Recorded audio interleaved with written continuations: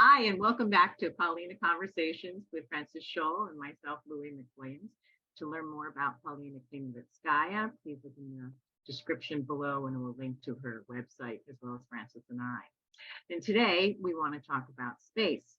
And during our class this past Thursday, it was about body in the space, was basically the topic.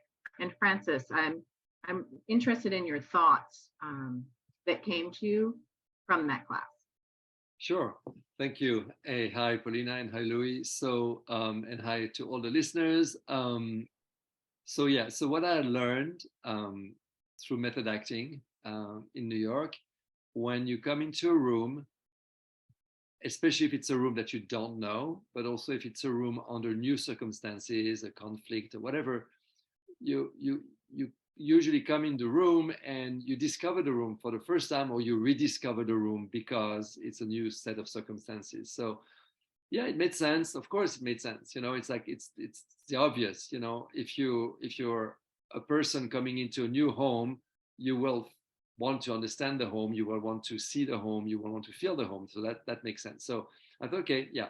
But then what we did on Thursday, I thought, was not that this part is wrong, but I think what Polina got me more aware of, which I thought was much more profound, is that regardless of my intellectual intention to discover the space, there's a unconscious relationship to geometry, to colors, to smell, to objects.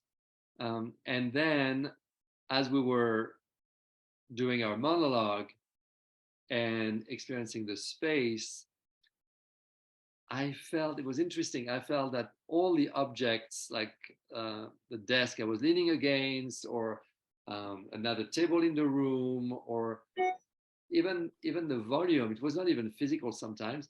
All of this was taking a life of its own. Mm-hmm. And it became almost as if I had a dialogue. And what was interesting, it was not a dialogue from the mind, it was a dialogue from imagination, pure imagination. It was spontaneous, it was not scripted. It was me discovering at every given moment that I had actually, so a few things happened. My office where I work every day became bigger and different.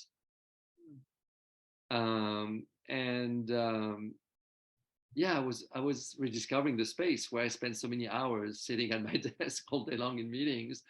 So I thought it was much more profound in the sense that it was not conscious. It was something that was emerging out of me in this interaction between my surrounding and myself. And that was making me full, and that was making the space full. And there was something that was very alive that I think is a way to engage the audience, because it's not from the mind, it's emergence. It's like the process of life. And one thing Polina shared at the beginning of class was when she was in Moscow and she had to perform and her brother was in the audience. Polina, you shared that story, and I think it's a wonderful one of how you overcame your anxiety about to go on stage. Do you want to share with our listeners? Okay. Sorry. Wow. My sweet brother, who started his life as an actor too. And after many years of already living in America, I was back to Russia, and I found myself an opening of the show on a big stage at Moscow Arts Theater. There's, I don't know, 2,000 people there, and my brother in the first row. That's scary. When I was walking to the stage, climbing to the stage, I had my knees and bones. It's like I heard the sound of my bones shaking. I was that scared. I'm always been scared going to the stage because I love it so much. It puts me in a stage of huge agitation. And the moment I got on a stage, my feet loved the stage. I felt that whole shaking of going to it suddenly became like my legs became like two big Greek columns in a temple. My feet loved the stage. And when that opened, everything in me opened. And then I look at that huge, mysterious emptiness in front of me. And there was people in that emptiness, that stage. Everybody there, 2,000 people sitting with their emotions, with their thoughts, with their expectations. They were not against me, these people. I didn't need to prove anything to them. I needed to love and embrace. And I basically swallowed the energy. I let that energy that was coming from them take me. So I started talking without worried about mics, which I hate. Anything. My voice was voice of this 2,000 people in that audience. My energy was just hugging them. So the very end, the very fear was transformed because what this mysterious darkness, all this mystery of these people there emanated back to me. It was an exchange. So this space, I always, since my very early, performances on a stage when I was 16, this stage it's a space that liberates us. Because when you're on a stage, if you expand the space and become part of it, of the whole auditorium, if you're not focusing or blocking it, but you simply open up, I call it open focus. We can have some special time, talk about it, but you open. So what I'm talking about, receiving the space, becoming part of the space. Yes, Francis. Louis, I would like to say something and to just add on to Polina, thinking about our listeners. So your feet love the stage. Not everybody's feet will love the stage. Okay, so then maybe the listeners is asking, say, what do I do if my feet don't love the stage? Okay, so I can speak about my experience. What you're saying, once you open to the space in this way, you receive the space. I would like to just tell our listeners, something happens. Why? Because life is in movement. Everything is in movement. So if you're open to that movement, you receive. And the work of the actor is to be open to receive and improvise with what's being received at a subconscious, somewhat conscious level. So I just wanted to say this, Polina, because I've experienced my feet also in the exercise that we do together, like becoming like the hands of a chimpanzee, how their feet are like their hands. And chimpanzee, monkey, yeah, and I feel like, oh my God, my feet are touching the floor as if they were hands. And I never thought of that ever before. I never had that impression before. And the reason why I was able to get this feeling is because following your guidelines, when we practice those exercises, things happen to us that you can't predict. You don't know what's going to happen. So I just wanted to say that for the listener, that you don't have to have feet who love the stage to have experiences that will take you away from your head to be really fully expressive and available to your text, to what's going on with your fellow actors and with the audience. Okay, that's all I wanted to share. Okay, so some simple things. My example, I've been super nervous as I had my bones shaking.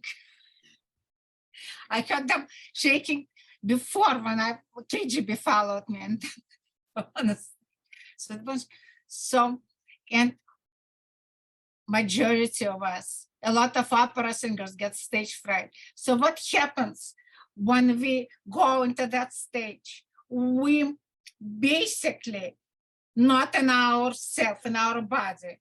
We grabbed by that nervous brain nerves things, and body when we're in that stage, body is contrasted. Yeah. So We talk about space, but space outside doesn't exist without space inside of me. The space starts inside of us. And that contraction, and then creates those shaking nerves because there's so much stress put on it. So the first step is to allow to move back into the house God gave us, our body. One of the basic, it's anatomy. It's, it's the way we on this earth. To release this, I need to move everything in my body. Let's call that movement energy.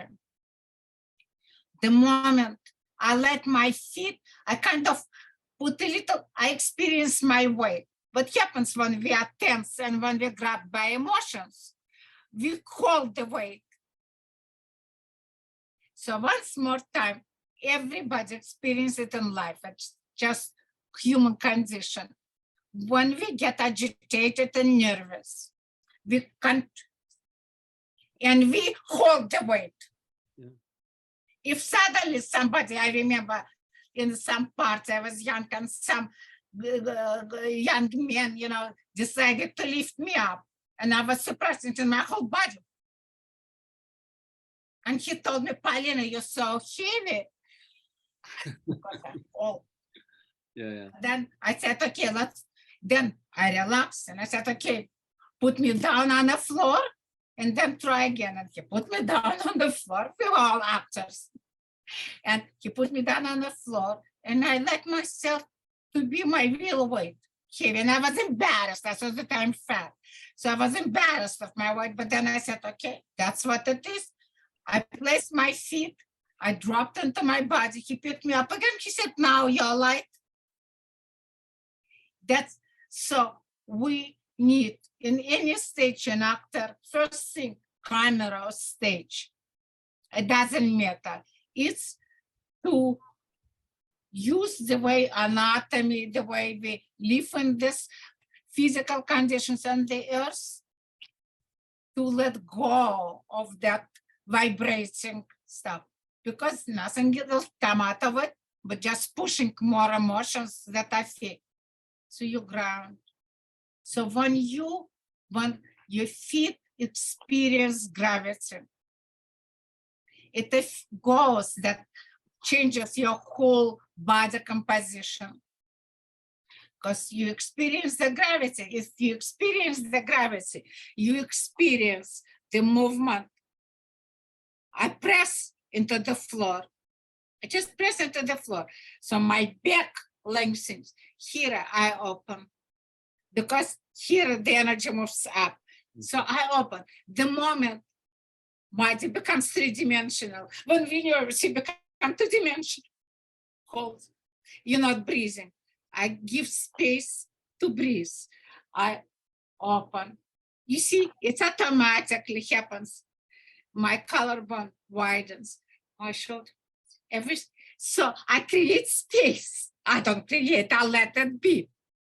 The moment I am fully in, we cannot be present to audience or to anybody if you're not present internally. So you see, when you look, all the issues are, of course, interviewed and connecting. So the inner space and the outer space, it's actually ongoing continuum. One more time, I want to repeat. We need to be in a body. I watched once from actor studio some performance, and so they enter this space, they perform something. So they enter, and they did, Francis, exactly what they said. They entered space which they rehearsed there for weeks. So there was, and it was not a nice space. So they enter, and one by one they do the exercise.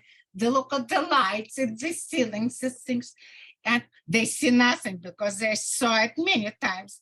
They look, they don't see. Yeah. So one more time, I want to repeat for if we have young audience. I look I look, I don't see. Mhm. The point is in seeing, not looking. Let these things come to you. So there is a difference when I look and when I'm in myself, grounded in a body, but I let things come. I let things come. Then they seeing me of the space and space of me, which is camera, which is audience. It's a mutual seeing. It's not staring. When you stare, it's in your mind.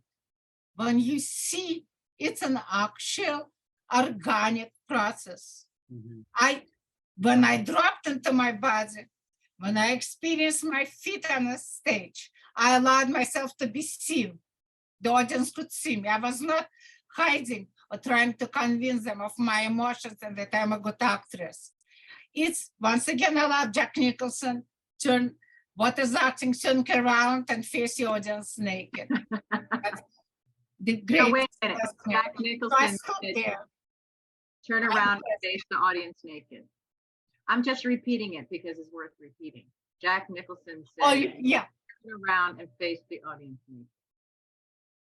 There you go. And I had one student who said, naked? I said, naked. So we go back. So the moment an actor learns and you practice it, so it happens within seconds. If you don't practice and just think that you can do it when camera is on, no, you have to practice. How? Like everything, you develop your awareness. When you're in, you open, and then starts the exchange. That's, I can receive the audience. I can receive the energy. And as I receive the energy, it's like a wave in the ocean. It goes through me and back to the audience. So we become this space, and an actor are two reflecting mirrors. We reflect each other, the actor and the audience. And when you, or camera in that sense, because that's the medium through which we work. And space is the medium through which you communicate. And very often the stage creates its own, specific and working with space, and camera too. But basically there is some challenge, very specific. The most of the stagings, and the actor faces the audience. On camera, you also mostly facing the camera. Good director will like some nice back shots, but they are not that often. So what happens when we face the camera? We become two-dimensional.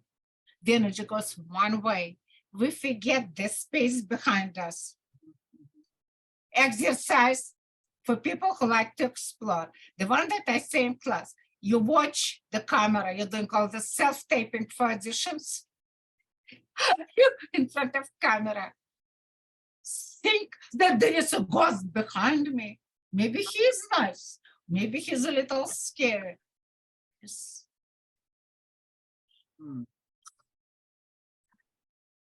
Dimension.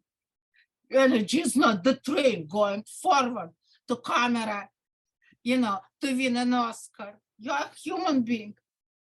There's something. So as I talk now, I have books. I'm not going to visualize my books. They're there. I don't need to visualize them. I don't need to pretend I look at my books.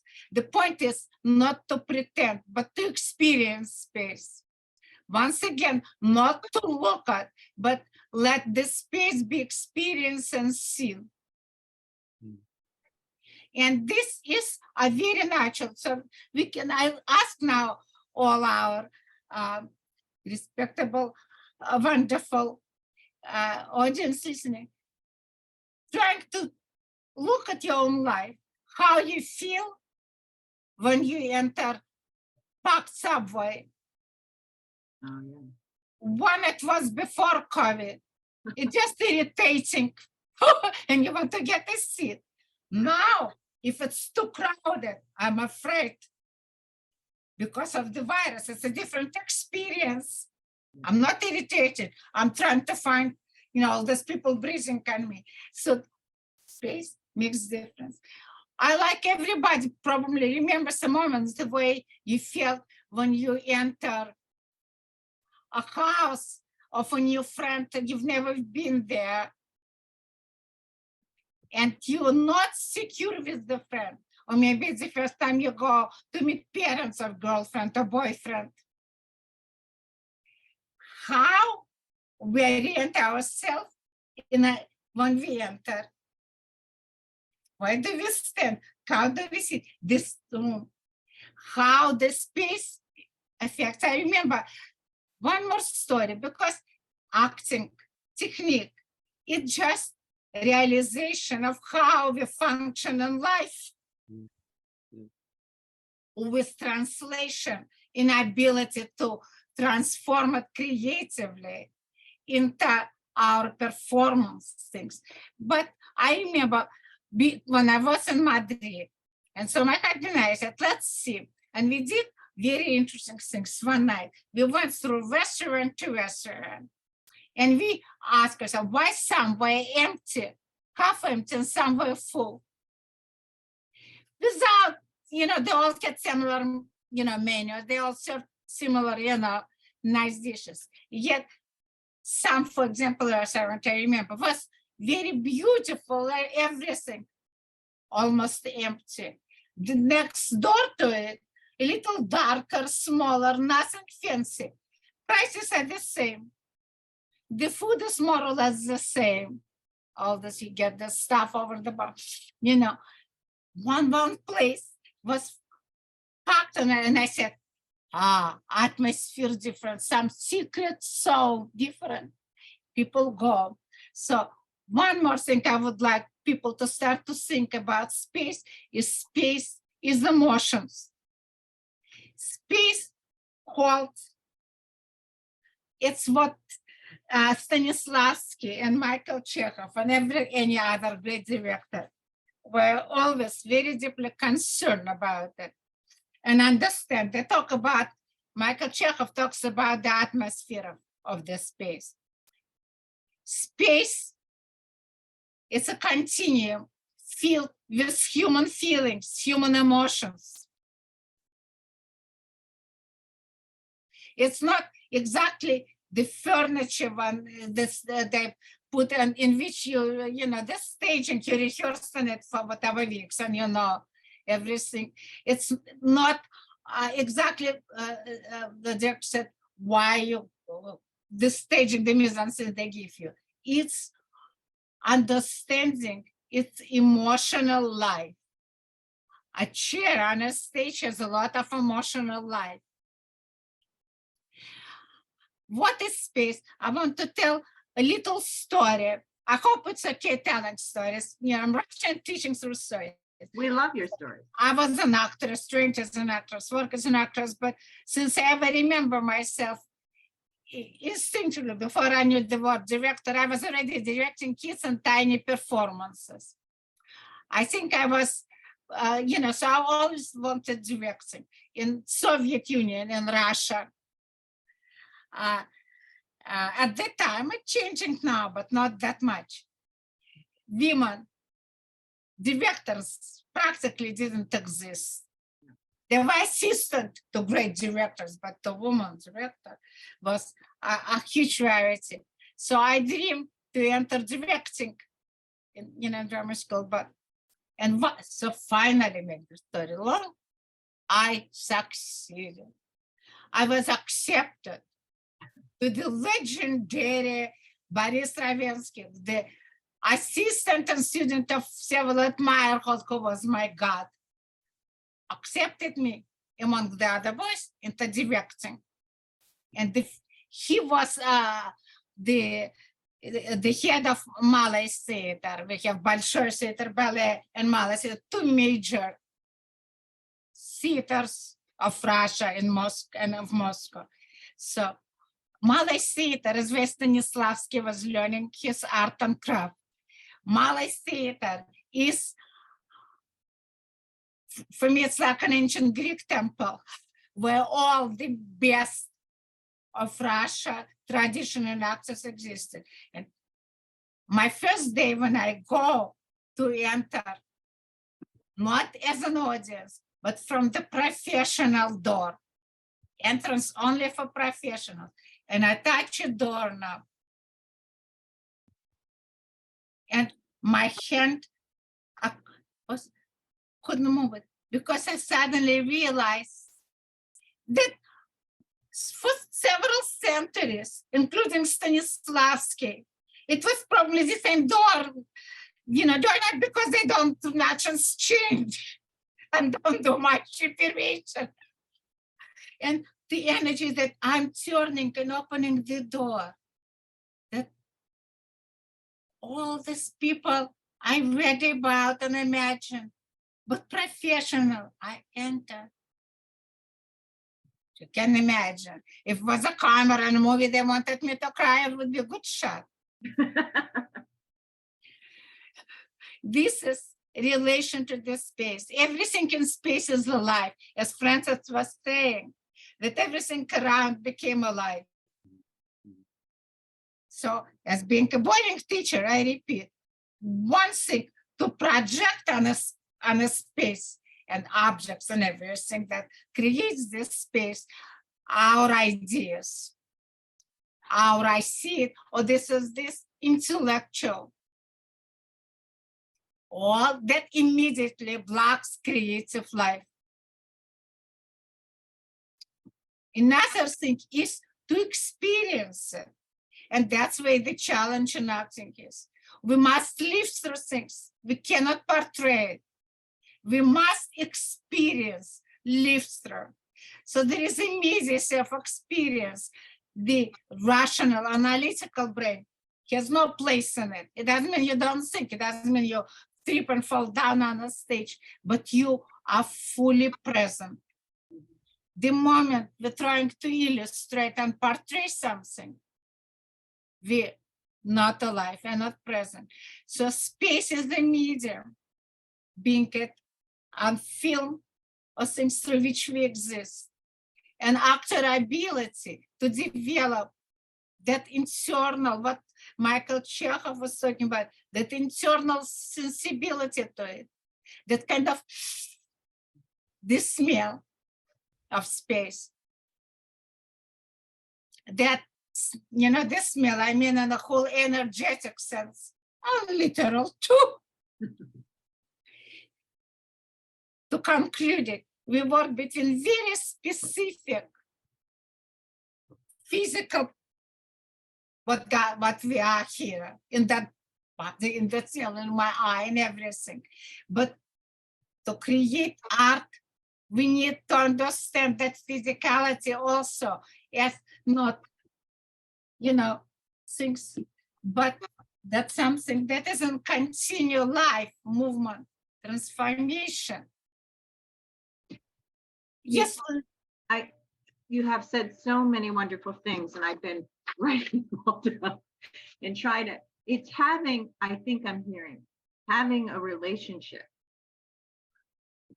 with your space, experiencing that relationship with your space,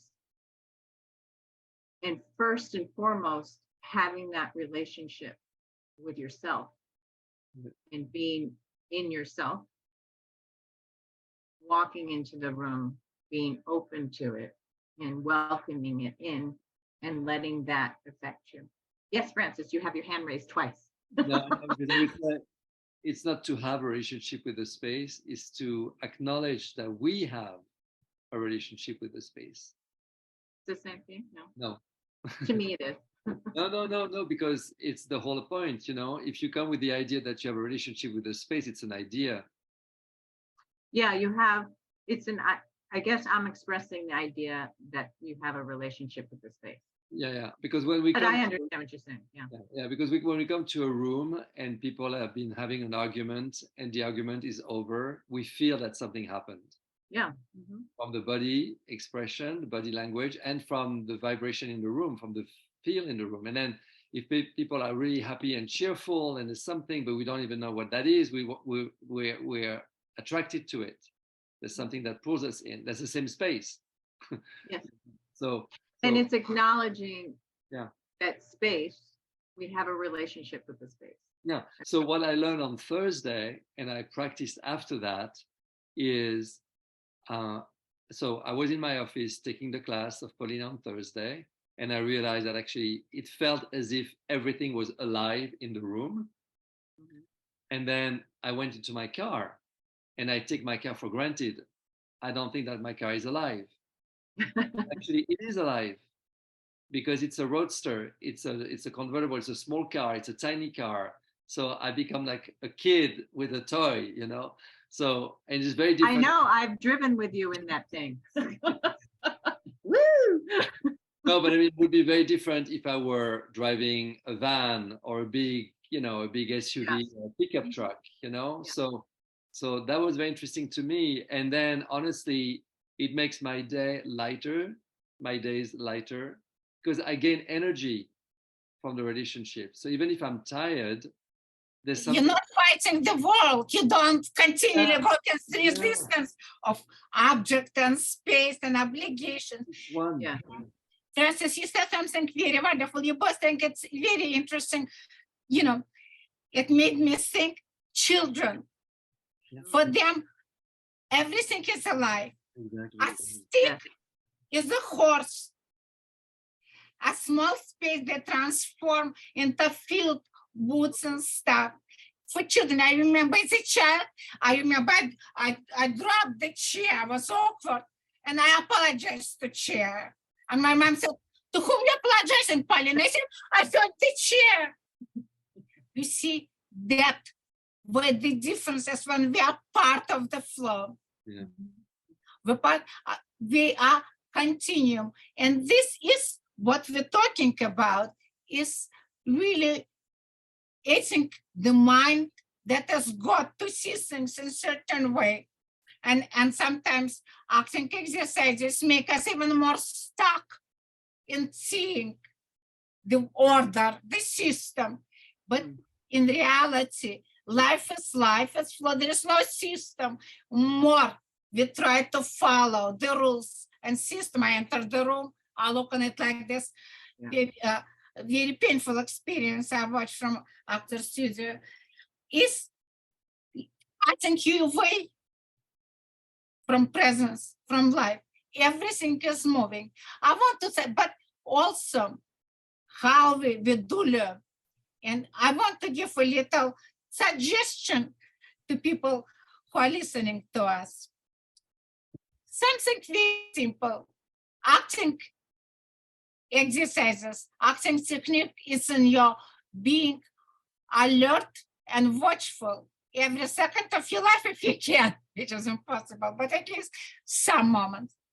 Notice when you enter or exit, when you walk the street in any space, notice how people enter, exit. Notice in any meeting how people choose where to sit.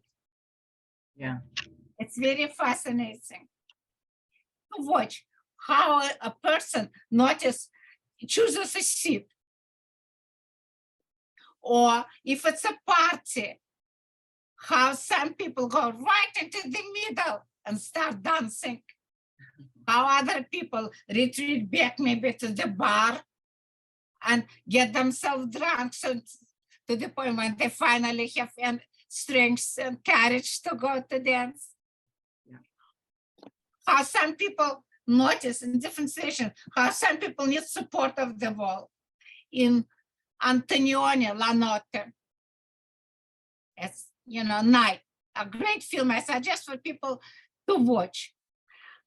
Jen Mara is in a hospital. Her best friend, who loves her very much, is dying. She's standing there. She doesn't cry. She doesn't do emotional memory. She's just standing there. Because it's not about her. It's about her friend dying. And she's holding what she feels, dealing with this. And when she leaves the room outside, she leans, I saw it long ago, but I remember, she leans against the wall. and she needs that wall to give her. And she, once again, it's not about crying, nothing, just the way Jean-Marie leans against that wall. We know. I cry because with her, I feel her grief moving through the body. And in the same film, Jean-Marie was very disappointed with her husband, with her society. The life of rich intellectuals, Italian, is empty. And she just goes walking mindlessly, no purpose. She walks and she enters and she walks through the old part of Italy, and this is wall, once again, a wall. And her hand by itself, not because of, once again, emotional memory or director told her, kind of touches and kind of scrubs because the painting is cracking, collapsing, and she just, and suddenly you understand whole society, whole life, all this culture crumbling as she scrubs the layers of old paint on a building. There are a lot of films in Antonioni, Eclipse. I was talking in class about it. I think it's very important for actors to watch how, whatever they learn about acting, how in reality it's manifested by the great actors. Yes, Francis. I have a question for you, Polina. Could you talk for 1 minute and say everything you just said, the same thing about Antonioni, the night, and in Russian? Just for an experiment, just for an experiment. If you could speak the same subject, but in Russian. And I'll tell you after that, why I'm asking you to do this. Don't speak in English, speak in Russian. That I speak in Russian? Yeah, the same subject for 1 minute, just for 1 minute. For 1 minute, just for, I tell you, it's going to be very interesting for the viewers and the listeners. I tell you. You want me to speak about Antonioni in Russian? Correct, the same thing that you're explaining in Russian. Говорить по-русски — это такая радость. Я очень счастлива. Так, мой любимый кинорежиссер Антониони, его фильм «Ночь». И главная героиня Jean-Marie в начале фильма в больнице умирает ее близкий друг, который ее очень любит. Она там стоит, она не плачет, она просто стоит в больничной палате. Все. Но когда она вышла оттуда, она знает, что ему осталось немного часов жить. Когда она вышла из палаты, она остановилась, и она облокотилась на стену больницы. Ей нужна была. So I have a question for you. I have a question for you, Polina. I have a question for you. Because you were talking about, there's no relationship with the audience if there's no relationship with your space inside with it. So my question for you, when you speak American English and when you speak Russian, is your relationship to your inner space the same or different? Yes, absolutely. When I speak Russian, particularly when I went to Russia now, okay, we let go of the sad thoughts. But Russia is still Russia, just as our land is always land. So when I go to Russia, now it was still artificial, but when I go to Russia, when I was teaching my workshop in Russia before all those dramas in Petersburg and Moscow, and their room filled with Russian actors, Russian teachers, and my tongue moved differently. My space, my voice was coming from a different place. Thank you, Francis, for pointing out, because space affects the voice. When I was telling my first story, how I was shaking in Moscow Art Theater and my head for microphones, when I opened myself and I actually managed to ruin not to ruin, but my vocal cords, you know, from when I was young, were affected by my wrong things. So I don't have strong voice now because Mercy potion. So when I stood on that stage, I also was horrified. They taught me in Russia to project the voice, the things. And when I stood there, when I experienced the energy, the space, when I embraced it, I didn't need to project my voice. Francis, going back, it's the same. When I switched to Russian, particularly in organic situation, when I really speak with Russian, their Russian fills me in, and it's an exchange.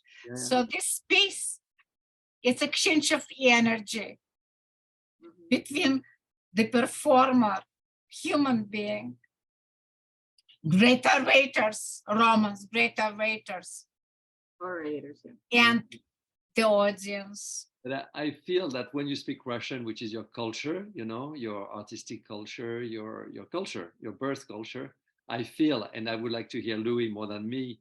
What I noticed is that you're trying less. You're calmer. I mean, I don't know. I don't want to. It's no judgment, but it's just a quality of energy seems stiller, more still. What do you notice, Louis? It's a great question, Francis. I think it's another topic almost for another discussion, maybe, because we've been talking a lot today, and we can't. but it's good. But there's a lot, and No, I do want to add. Okay, so go ahead. Go ahead. Good. It's important to note, when you're acting or what you're going to do, the whole right or wrong, Polina talks about this too, being right or wrong. It's being present and in the moment for me. I know with my own accent, when I speak Norwegian, it comes from a different space in my body. When I speak French, it comes from a different place in my body. When I speak English, it comes from a different place in my body. And I'm going to show you all the audience what Polina had told me to do a long time ago for myself. I put ankle weights when I'm learning lines, walking around my apartment, because it helps ground me, which is what she was talking about in the beginning today. You might to talk to people next time, Louis. Why? Yes. You are using the weights. And I do want to also point out to so much information in there. And if you want to take classes with Polina, please go to her link in the description, and you'll see how you can take classes with her. Francis and I have been studying with her on and off for a couple decades, I think. And it's wonderful. We each do different things in our work life as well as performing. So Polina is a breadth and depth of information and brilliance in how one can be a true actor and experience. So you as people in the audience can also experience. And you can take that anywhere in your life, whether it's on stage, in front of a camera, doing a TED Talk, talking to somebody in your hallway, in your neighborhood, whatever it happens to be. You can use her techniques. And I really strongly urge you to go to the description and click on her link and take a class, and hopefully see you there. So anything else to add before we break today? I just wanted to say one thing. So the exercise of the voice, changing language, because Polina said our experience of space starts with the experience within. And so what's interesting here, she's developing the same ideas, the same concepts, so it's the same material pretty much, but it's a very different rendering because it's come from a different space within. As you were saying, Louis, in Norwegian, you don't speak from the same space. So the reason why I'm saying this is for the audience to see it live, this difference in the outcome, because the space within changes. So and we're Why going we're internally. yeah, so we're Why going we inhabit internal space. This is wonderful, and we can continue keeping specific distinction and practicing how we inhabit different space, because different languages have different centers in the brain. yeah, absolutely. You don't use the same center. Different center in brain is different connection to your body. Mhm. And so there is many endless fascinating things. Also, so this very interesting things and exercises can be suggested. Also, Louis, maybe we can ask audience if they have questions to Oh, send it to us. I'm Yeah. always very interested in questions actors ask, because it stimulates, Sure. you know. So if you go to the link that is in the description, goes to Paulina's website, and there you can ask some specific questions for Paulina, and she'll get back to you. And keep watching here in the meantime, and then hopefully see you in class. And thanks for watching, and thank you, Paulina. Thank you, Francis. It's always a joy. Take care, and until next time. See you Bye. later. Yeah.